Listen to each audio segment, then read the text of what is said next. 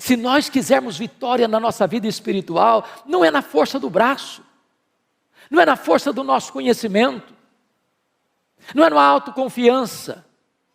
A Bíblia diz: não é por força, não é por poder, é pelo meu Espírito, diz o Senhor dos Exércitos. Irmãos, a águia é símbolo de otimismo, de força, de garra. E eu queria falar para você que se você espera no Senhor, você precisa ter um otimismo indestrutível. Crente não pode ser desanimado, crente não pode ser pessimista, crente não pode ficar puxando para trás, crente não pode ficar olhando a vida de óculos escuros. Nós somos como a águia. Há pouco tempo, quer dizer, não, pouco tempo relativo, alguns anos, entrou no meu gabinete uma mulher chorando muito. E quando ela acalmou, eu disse: filha, o que está acontecendo? Ela disse: pastor, eu estava saindo de casa para vir para cá, e a minha vizinha pulou do 10º andar do apartamento dela, do prédio dela, se esborrachou no asfalto. E eu perguntei: mas que conexão tem isso com a sua vinda aqui? Ela me disse: é porque eu estou querendo fazer a mesma coisa, mas não tenho coragem. Mas por que você quer se matar? Ela me respondeu: porque eu sou um problema. Eu perguntei: mas por que você acha que você é um problema? Porque o meu pai sempre me disse que eu era um problema. Aí eu saí de casa para me casar com o primeiro pretendente. E o que aconteceu? Meu marido dizia as mesmas palavras do meu pai: você é um problema. Pastor, eu sou um problema. Falei: mas o que você fez? Falei: eu me divorciei dele, me casei de novo. Falei: o que aconteceu? O segundo marido dizia que eu era um problema. Falei: e daí? Falei: eu me divorciei dele, casei a terceira vez. Falei: o que está acontecendo? O meu terceiro marido me disse que eu sou um problema. Pastor, eu sou um problema, eu não mereço mais viver, eu não posso mais viver, eu quero me matar. Eu senti compaixão por aquela mulher e disse para ela 3 coisas. Ela é uma mulher cristã, membro de uma igreja evangélica. Eu disse: filha, 3 coisas eu preciso lhe dizer. Primeiro, você não é o que as pessoas dizem que você é. Segundo, você não é o que você pensa que você é. Terceiro, você é quem Deus diz que você é. Quem você é? Você foi criada à imagem e semelhança de Deus. Você é amada por Deus. Deus amou você e deu o seu filho para morrer em seu lugar. Você é a menina dos olhos de Deus. Nunca olhe para você e despreze você, porque quando você despreza o projeto, você está desprezando o projetista. Valorize, porque você tem valor em Cristo. Em Cristo você é precioso, você é preciosa. Então lute pela sua vida, em vez de desistir dela. Mas ainda, irmãos, em segundo lugar, se nós somos como a águia, isso nos ensina uma segunda lição, o princípio da piedade progressiva. Diz os estudiosos que a águia sempre gosta de voar alto, alto, alto, sempre um pouquinho mais alto.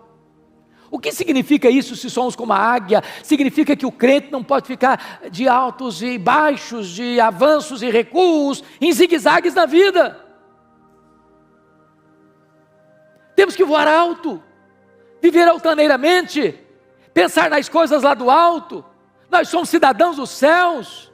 Aqui nós estamos como peregrinos e forasteiros. Aqui não temos casa permanente. Aqui não está o nosso lar permanente. Aqui não está a nossa pátria permanente. Nós somos testemunhas aqui, mas estamos a caminho da glória. Há uma outra ave que não consegue voar bem, sabia? Os voos são curtos, são baixos e desastrosos. É o pelicano. Mas sabe por que o pelicano não sabe voar alto, não consegue voar alto? É porque tem um papo muito grande. Sabe por que alguns crentes não conseguem voar alto? Tem um papo muito grande. Gente ensimesmada, gente narcisista, gente egoísta, gente que se sente um gigante quando não passa de um pigmeu. Mas a águia nos ensina uma outra coisa impressionante. É o princípio da dependência de Deus, total.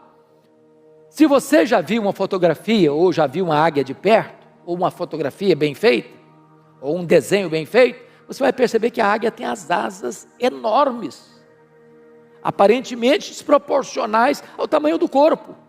E por quê?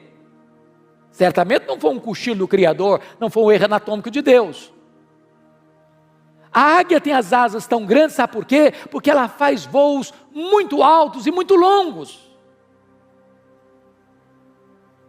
Então a águia não fica ruflando as suas asas como um beija-flor. Ela chega lá nas alturas, aplana as asas e deixa que o vento a carregue.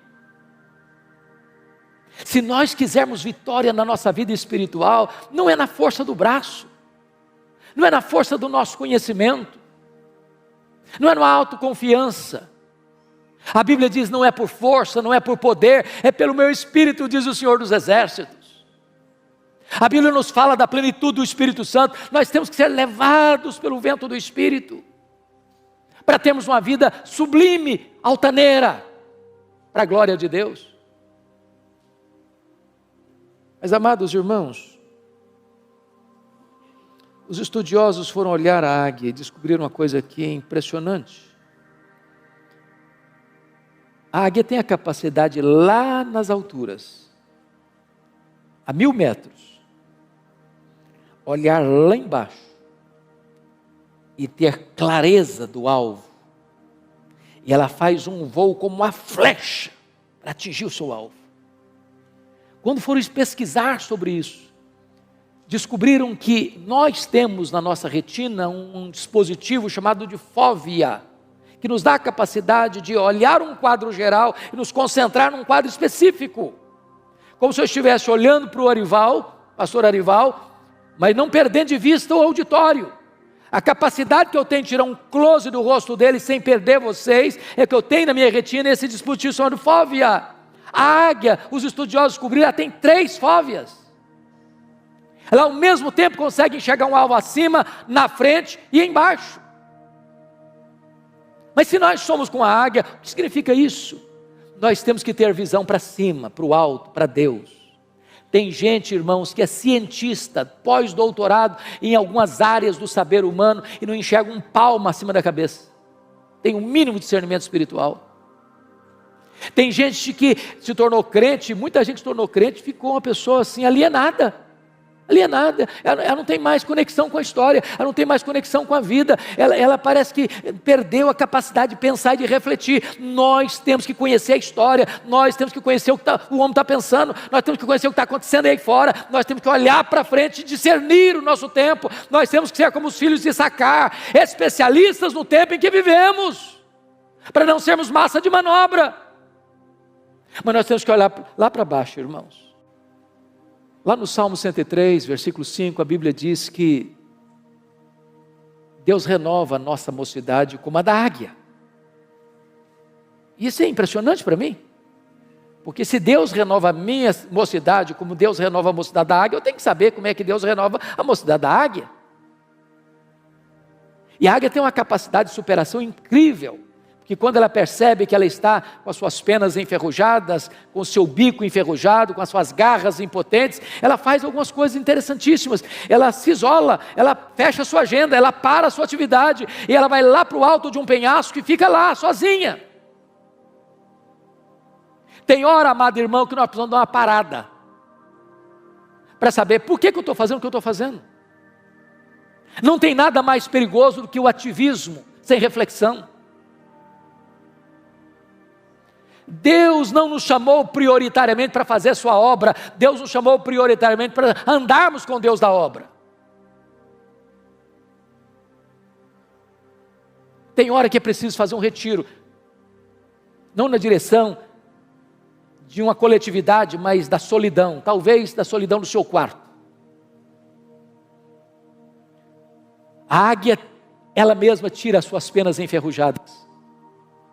Talvez é hora de você tirar algumas penas enferrujadas pastor já explicou dos pecados. Alguns pecados, alguns hábitos, alguns vícios, algumas manias, algumas idiosincrasias. Que se grudaram, que viraram hábito, que viraram vício. Que é preciso tirar.